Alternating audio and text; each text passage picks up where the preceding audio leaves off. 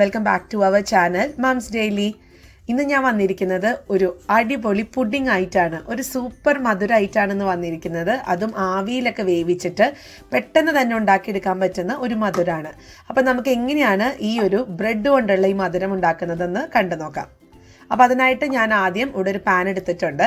Pan ഒന്ന് ചൂടായി വരുമ്പോഴത്തേക്കും ഇതിനകത്തോട്ട് 4 ടേബിൾ സ്പൂണോളമുള്ള പഞ്ചസാര ചേർത്ത് കൊടുക്കുന്നുണ്ട്.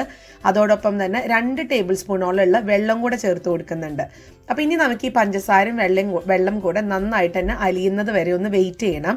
ഇതൊരു നല്ലൊരു ബ്രൗൺ കളർ ആകുന്നത് വരെ നമുക്കൊന്ന് വെയിറ്റ് ചെയ്യാം. അപ്പോൾ ഇളക്കി കൊടുക്കണമെന്ന് നിർബന്ധമൊന്നുമില്ല, വേണമെന്നുണ്ടെങ്കിൽ മാത്രം ഒന്ന് ഇളക്കി കൊടുക്കാം. ഞാനിപ്പോൾ ജസ്റ്റ് ഒന്ന് ഇളക്കി കൊടുക്കുന്നുണ്ട്. അപ്പോൾ ഇനി നമുക്ക് ഇതിൻ്റെ ഇതൊന്ന് അലിഞ്ഞ് വരട്ടെ. അപ്പോൾ ആ നേരം കൊണ്ട് നമുക്ക് വേറൊരു കാര്യം തയ്യാറാക്കണം. നമ്മൾ ഏത് പാത്രത്തിലാണോ ഈ പുഡിംഗ് ഒഴിക്കുന്നത് ആ പാത്രം എടുക്കുക. അപ്പോൾ ഞാനിവിടെ കുഞ്ഞ് തരത്തിലുള്ള പാത്രങ്ങളാണ് എടുത്തിരിക്കുന്നത്. അപ്പോൾ ഈ പാത്രങ്ങളിൽ ആദ്യം നമുക്ക് ഇതുപോലെ അല്പം നെയ്യോ ബട്ടറോ ഒന്ന് തടവി കൊടുക്കാം. എണ്ണയാണെന്നുണ്ടെങ്കിലും തടവി കൊടുക്കാം, കുഴപ്പമൊന്നുമില്ല കേട്ടോ. അത് നമുക്ക് പെട്ടെന്ന് തന്നെ ഈ പുഡിംഗ് വിട്ട് കിട്ടാൻ വേണ്ടിയിട്ടാണ് നമ്മൾ ഇതുപോലെ ഒന്ന് തൂത്ത് കൊടുക്കുന്നത്.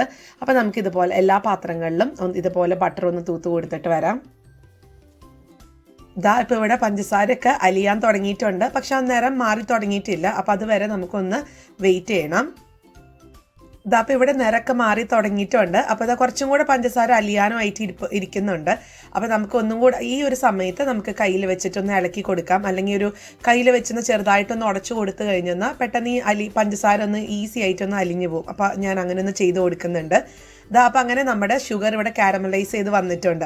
അപ്പോൾ ഇതാണ് നമ്മൾ ഇനി നമ്മൾ നേരത്തെ ഇതുപോലെ ഓയിലോ അല്ലെങ്കിൽ ബട്ടറോ തേച്ച് വെച്ചിട്ടുള്ള പാത്രത്തിലോട്ടൊന്ന് ഒഴിക്കുന്നത്. അപ്പോൾ നമുക്ക് ഇതുപോലെ ഒഴിച്ചു കൊടുക്കാം. നിങ്ങൾക്കിതുപോലെ എല്ലാം സെപ്പറേറ്റ് ആയിട്ട് കുഞ്ഞ് പാത്രം എടുക്കണമെന്ന് ഒരു നിർബന്ധമൊന്നുമില്ല. നമുക്കൊരു സാധാരണ നമ്മുടെ വീട്ടിലുള്ള ചോറും പാത്രമൊക്കെ വെച്ചിട്ട് നമുക്ക് അതിനകത്താണെങ്കിലും അല്ലെങ്കിൽ ബൗളൊക്കെ ഉണ്ടെന്നുണ്ടെങ്കിൽ ബൗളിനകത്തുമൊക്കെ നമുക്കത് ഉണ്ടാക്കിയെടുക്കാം കേട്ടോ. ഞാനിന്നിപ്പോൾ കുഞ്ഞ് ഷേപ്പ് കിട്ടാൻ വേണ്ടി അങ്ങനെ ചെയ്തെന്നേ ഉള്ളൂ. അപ്പോൾ നമുക്ക് ഷുഗർ സിറപ്പ് ഒഴിച്ചതിന് ശേഷം ചെറുതായിട്ടൊന്ന് ചുറ്റിച്ചു കൊടുക്കണം.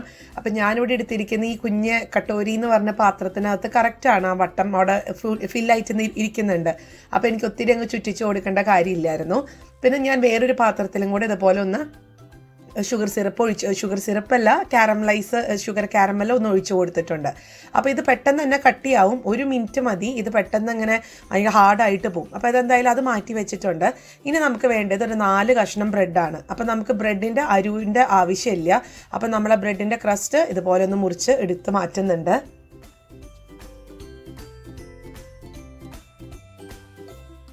അപ്പോൾ ബ്രെഡൊക്കെ ഇവിടെ റെഡിയാണ്. ഇതിൻ്റെ ക്രസ്റ്റൊക്കെ എടുത്ത് മാറ്റിയിട്ടുണ്ട്. അപ്പോൾ ഈ കാണുന്ന ക്രസ്റ്റ് അല്ലെങ്കിൽ നമ്മൾ ഈ ഒരു മുറിച്ച് മാറ്റിയിട്ടുള്ള ഈ അരുഭാഗം ഒന്നും കളയാൻ നിൽക്കരുത്. ഇത് വെച്ചിട്ട് നമുക്ക് ബ്രെഡ് ക്രംസ് ഉണ്ടാക്കിയെടുക്കാൻ പറ്റും.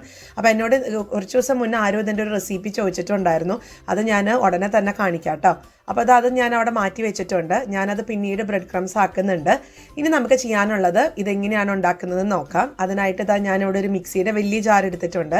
ഇതിനകത്തോട്ട് നമ്മൾ അരിവൊക്കെ മുറിച്ച് മാറ്റി വെച്ചിട്ടുള്ള ബ്രെഡിൻ്റെ പീസ് ചെറുതാക്കിയിട്ട് ഇതുപോലെ ഒന്ന് ഇട്ട് കൊടുക്കുന്നുണ്ട്.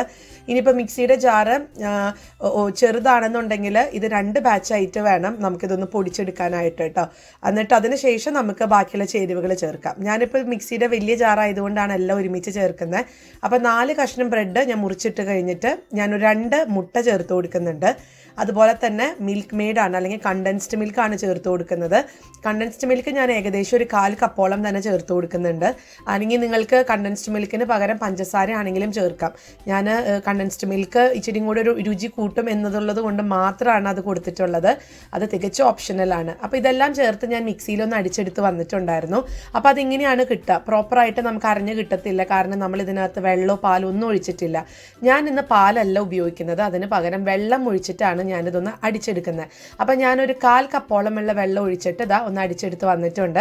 അപ്പോൾ അത് ഭയങ്കര തിക്കായിട്ട് തന്നെയാണ് ഇരിക്കുന്നത്. അപ്പോൾ അതുകൊണ്ട് ഒരു 3 ടേബിൾ സ്പൂണോളം കൂടെ വെള്ളം ഒഴിച്ച് കൊടുക്കുന്നുണ്ട്. എന്നിട്ടൊന്ന് അടിച്ചെടുക്കാം. അപ്പോൾ ഞാൻ അടിച്ചെടുത്ത് വന്നിട്ടുണ്ട്. നന്നായിട്ട് തന്നെ ആ ഒരു ടെക്സ്ചറിലോട്ട് കിട്ടിയിട്ടുണ്ട്. നമുക്ക് ഒത്തിരി കട്ടിയോ അല്ല ഒത്തിരി ലൂസും ആയിട്ടല്ല ഇരിക്കുന്ന ആ ഒരു പരുവത്തിനാണ് എടുത്തിരിക്കുന്നത്. കണ്ടോ, ഇതാണ് ഇതിൻ്റെ ഒരു കൺസിസ്റ്റൻസി എന്ന് പറയുന്നത്. അപ്പോൾ നിങ്ങൾക്ക് ഈ ഒരു വെള്ളത്തിന് പകരം പാലും കൂടെ ചേർത്ത് കഴിഞ്ഞാൽ എക്സ്ട്രാ ടേസ്റ്റ് തന്നെയാണ്. അപ്പോൾ നമ്മുടെ ഒരു സബ്സ്ക്രൈബർ പറഞ്ഞിട്ടുണ്ടായിരുന്നു പാലില്ലാതെ എങ്ങനെയാണ് ഇത് ഉണ്ടാക്കാൻ പറ്റുകയെന്ന്. അപ്പോൾ ആ കുട്ടിയുടെ പേര് ഞാൻ ഓർക്കുന്നില്ല. അപ്പം ആ ഒരു സബ്സ്ക്രൈബറിന് വേണ്ടിയിട്ടാണ് കേട്ടോ ഈ റെസിപ്പി. ഇനി ഇപ്പം ഞാൻ ചേർത്ത് കൊടുത്തിരിക്കുന്നത് വാനില എസൻസ് ആണ്. അത് തികച്ചും ഓപ്ഷണലാണ്, നിങ്ങൾക്ക് വേണമെന്നുണ്ടെങ്കിൽ ചേർക്കാം. അതായത് ഇത് ചേർത്താൽ നല്ലതാണ്, മുട്ടയുടെ മണക്കൊന്ന് മാറിക്കിട്ടും.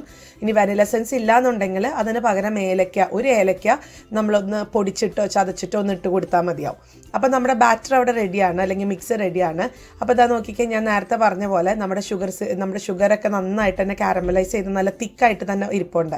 അപ്പോൾ ഇനി ഇതിനകത്തോട്ട് നമുക്ക് നമ്മുടെ ബാറ്റർ ഒന്ന് എല്ലാത്തിലോട്ടും ഒരു 1/4 ഭാഗത്തോളം വേണം എന്നില്ല. ഞാൻ പക്ഷെ ഇതിനകത്ത് 1/4 ഭാഗത്തോളം ഒഴിച്ചിട്ടുണ്ടായിരുന്നു. നമുക്കൊരു 1/4 ഭാഗത്തിൻ്റെ തൊട്ട് താഴെ നിൽക്കുന്ന രീതിയിൽ ഒഴിച്ചാൽ മതിയാവും.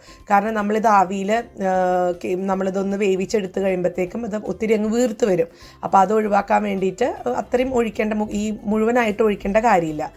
അപ്പോൾ ഇതാ ഞാൻ ഈ 4 കുഞ്ഞു പാത്രത്തിൽ ഒഴിച്ച് വന്നിട്ടുണ്ട്. ബാക്കിയുള്ളതും മറ്റേ ഒരു പാത്രത്തിൽ ഞാൻ ഒഴിക്കുന്നുണ്ട്. അപ്പോൾ നമുക്കിനി ഇതെങ്ങനെയാണ് ആവിയിൽ കയറ്റുന്നതെന്ന് നോക്കാം. ഇനി നിങ്ങൾക്ക് ഇതിനകത്ത് കശുവണ്ടിയൊക്കെ ആ ഒരു ഫ്ലേവറൊക്കെ ഇഷ്ടമാണെന്നുണ്ടെങ്കിൽ ഇതിനിടയ്ക്ക് കശുവണ്ടിയൊക്കെ ഒന്ന് പൊടിച്ചിടുന്നതുകൊണ്ട് കുഴപ്പമൊന്നുമില്ല കേട്ടോ. അതൊക്കെ നല്ല രുചി കൂട്ടുന്നതാണ്. നമ്മളിത് ഏറ്റവും സിമ്പിളായിട്ട് ചെയ്യാമെന്ന് ഓർത്തിട്ടാണ് ഞാൻ ഇങ്ങനെ പറഞ്ഞത്. അപ്പോൾ ഇതിനകത്ത് ഈ മിൽക്ക് മെയ്ഡും അതുപോലെ തന്നെ ഈ ഒരു വാനില എസൻസും ഒക്കെ ഓപ്ഷണലാണ്. നിങ്ങളുടെ കയ്യിൽ ഉണ്ടെന്നുണ്ടെങ്കിൽ ചേർക്കുക. സത്യത്തിൽ ബ്രെഡും പാലും മുട്ടയൊക്കെ വെച്ചിട്ട്, അല്ലെങ്കിൽ ബ്രെഡും മുട്ടയും പഞ്ചസാരയൊക്കെ വെച്ചിട്ട് നമുക്ക് ഈസി ആയിട്ട് ഉണ്ടാക്കാവുന്നതേ ഉള്ളൂ ഇത്. അപ്പോൾ ശരി, ഇനി ഞാൻ ചെയ്യാൻ പോകുന്നത് ഈ ഓരോ കുഞ്ഞു പാത്രങ്ങളായതുകൊണ്ട് തന്നെ ഫോയിൽ പേപ്പർ ഇതുപോലെ സെപ്പറേറ്റ് ആയിട്ട് എടുത്തിട്ട് ഞാനൊന്ന് ടൈറ്റ് ചെയ്ത് വെക്കുന്നുണ്ട്. അല്ലാന്നുണ്ടെങ്കിൽ നമ്മൾ ആവി വേവിക്കുന്ന സമയത്ത് ഇതിനകത്തോട്ടൊക്കെ അതിലത്തെ വെള്ളം ഒക്കെ വീഴാൻ സാധ്യതയുണ്ട്. അപ്പോൾ അതുകൊണ്ട് മൂടി വെക്കുന്നതാണ് നല്ലത്. ഇനിയിപ്പോൾ നിങ്ങൾക്ക് ഒരു അടപ്പുള്ള ഒരു പാത്രം എടുക്കുകയാണെന്നുണ്ടെങ്കിൽ അത് വെച്ചിട്ട് മൂടി വെച്ചിട്ട് നമുക്ക് ആവി വേവിക്കാവുന്നതേ ഉള്ളൂ. അപ്പോൾ അതാ ഞാനിവിടെ 4 എണ്ണം ഇതുപോലെ തന്നെ ഫോയിൽ പേപ്പറൊക്കെ വെച്ചിട്ട് ഒന്ന് സെക്യൂറാക്കി വന്നിട്ടുണ്ട്. നിങ്ങൾക്ക് വേണമെന്നുണ്ടെങ്കിൽ ചെറിയ ചെറിയ ഹോൾസൊക്കെ ഇട്ട് കൊടുക്കാം. ഞാൻ അങ്ങനെയൊന്നും ഇട്ട് കൊടുക്കുന്നില്ല, അല്ലാതെ തന്നെ ഇവിടെ എനിക്ക് നല്ല രീതിയിൽ കിട്ടാറുണ്ട്. അപ്പോൾ ഇത് എങ്ങനെയാണ് ഇത് ആവി കയറ്റുന്നത് നോക്കാം. അത് നമുക്ക് ഇഡ്ഡലി ചെമ്പിൽ ആവി കയറ്റി എടുക്കാം. അല്ലാന്നുണ്ടെങ്കിൽ ഇതുപോലത്തെ ഒരു മൂടികളുള്ളൊരു പാനിലും നമുക്ക് വേവിച്ച് ആവി കയറ്റാവുന്നതേ ഉള്ളൂ. ഞാനിപ്പോൾ ഒരു പാത്രം ചൂടായി വന്നതിന് ശേഷം അതിനകത്തോട്ട് അല്പം വെള്ളം ഒഴിച്ചു കൊടുത്തിട്ടുണ്ട്. എന്നിട്ടൊരു ഒരു വയർ റാക്കോ അല്ലെങ്കിൽ ഒരു സ്റ്റീൽ പാത്രം ഒന്ന് കമത്തി വെച്ചാലും മതിയാവും. അത് വെച്ചിട്ട് അതിൻ്റെ മേലൊരു പ്ലേറ്റും കൂടെ വെച്ച് കൊടുക്കുന്നുണ്ട്. നിങ്ങൾക്കിതിന് പകരം ഞാനിപ്പോൾ ഇവിടെ ഗ്ലാസിൻ്റെ ബൗളാണ് വെച്ചിരിക്കുന്നത്. നിങ്ങൾക്കിതിന് പകരം ഒരു സാധാരണ സ്റ്റീൽ പാത്രമൊക്കെ വെക്കാവുന്നതാണ്.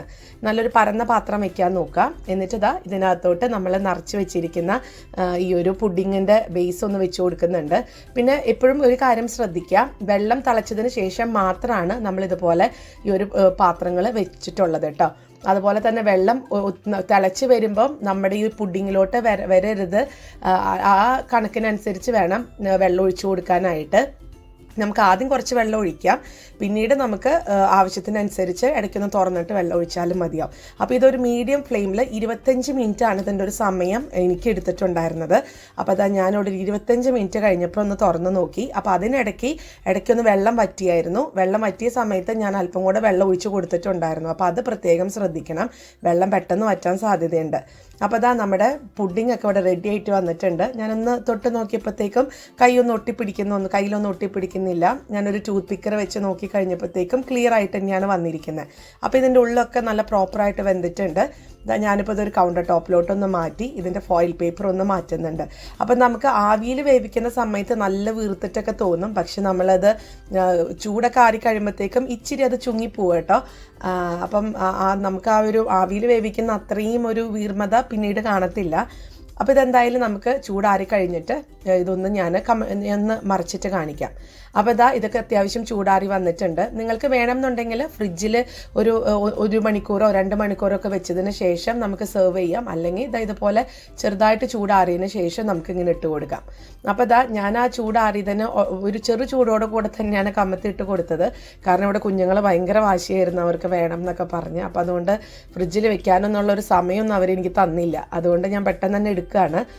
നമ്മുടെ എന്താ പറയുക, കുട്ടിയായിട്ടുള്ള ബ്രെഡ് പുഡിങ് ഇവിടെ റെഡിയാണ്. ഈസി ആയിട്ട് തന്നെ പോരും. ഇതൊട്ടും ബുദ്ധിമുട്ടൊന്നും ഇല്ലാതെ തന്നെ പോരുന്നുണ്ട്. അതുപോലെ തന്നെ കാരമലൈസ് ഒക്കെ ചെയ്തിട്ടുള്ളതൊക്കെ നല്ല സൂപ്പറായിട്ട് തന്നെയാണ് ഇരിക്കുന്നത്. അപ്പോൾ എല്ലാവരും ട്രൈ ചെയ്ത് നോക്കുക. അപ്പോൾ ഇതിന് സത്യം പറഞ്ഞാൽ വെറും 3 ചേരുവകളോണ്ട് ഉണ്ടാക്കാവുന്നതേ ഉള്ളൂ. ഞാൻ നേരത്തെ പറഞ്ഞ പോലെ കണ്ടൻസ്ഡ് മിൽക്കും വാനില എസൻസ് ഒക്കെ തികച്ചും ഓപ്ഷണലാണ്. എല്ലാവരും ട്രൈ ചെയ്ത് നോക്കുക. പിന്നെ ഈ ഒരു വെള്ളത്തിന് പകരം നിങ്ങൾക്ക് പാല് വെച്ചിട്ടാണെങ്കിലും ഉപയോഗിക്കാം. അതുപോലെ എന്നോട് കുറേ പേര് മുന്നേ ചോദിക്കാറുണ്ട് പാൽപ്പൊടി വെച്ചിട്ട് ചെയ്യാൻ പറ്റുമെന്ന്. നമുക്ക് പാൽപ്പൊടി വെച്ചിട്ടും ചെയ്യാവുന്നതാണ്. നമ്മൾ സാധാരണ നിങ്ങൾ പാൽപ്പൊടി വെച്ചിട്ട് എങ്ങനെയാണ് പാലുണ്ടാക്കുക അതേപോലെ തന്നെ ഉണ്ടാക്കിയിട്ട് നമുക്ക് ഒഴിക്കാവുന്നതാണ് കേട്ടോ. അതൊക്കെ എക്സ്ട്രാ രുചിയാണ് ഈ പാൽപ്പൊടി എന്നൊക്കെ ഉള്ളത്. അപ്പോൾ എല്ലാവരും ട്രൈ ചെയ്ത് നോക്കിയിട്ട് അറിയിക്കുക. ഈ 3 ചേരുവകൾ കൊണ്ടുള്ള ഒരു സൂപ്പർ ബ്രെഡ് പുഡിംഗ് ആണിത്. ഇഷ്ടപ്പെട്ട് കഴിഞ്ഞെന്നാൽ ലൈക്ക് ചെയ്യാനും ഷെയർ ചെയ്യാനും കമൻറ്റ് ചെയ്യാനും ഒന്നും മറക്കരുത്. അതോടൊപ്പം തന്നെ നമ്മുടെ ഈ ചാനൽ നിങ്ങൾ ആദ്യമായിട്ടാണ് കാണുന്നതെങ്കിൽ സബ്സ്ക്രൈബ് ചെയ്യാനും മറക്കരുത് കേട്ടോ. അപ്പോൾ അടുത്തൊരു വീഡിയോ ആയിട്ട് നമുക്ക് ഉടനെ കാണാം. അൻറ്റിൽ ദെൻ ബൈ.